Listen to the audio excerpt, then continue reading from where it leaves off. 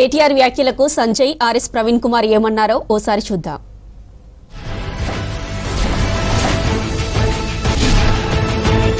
Routine గా ఎవడన్నా మా ప్రభుత్వాన్ని పడగొట్టే లుచ్చా పని ఎవడన్నా చేస్తే 50 లక్షల రూపాయలతో ఎవడన్నా బ్యాగ్ పట్టుకొని దొరికితే మా ఎమ్మెల్యేలను కొనుగోలు చేసే ప్రయత్నం చేస్తే వాళ్ళ ఫోన్లు ఇంటే ఇన్నరేమో మాకేం సంబంధం దానికి.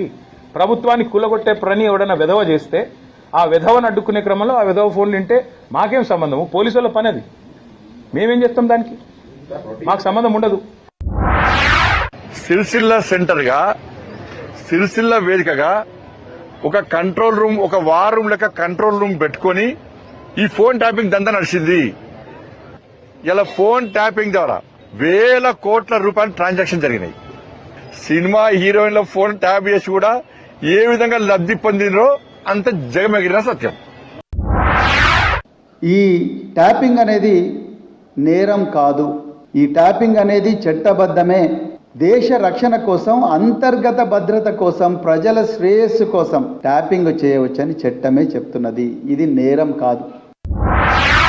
నువ్వు మావోయిస్టుల లిస్ట్ మా పేర్లు పెట్టి, మావోయిస్టుల లిస్ట్ మా పేర్లు పెట్టి మా ఫోన్ ట్యాప్ చేసి బయటపడ్డది కదా. నాకు అధికారులు అడిగినారు, సిట్ అధికారులు అడిగినారు.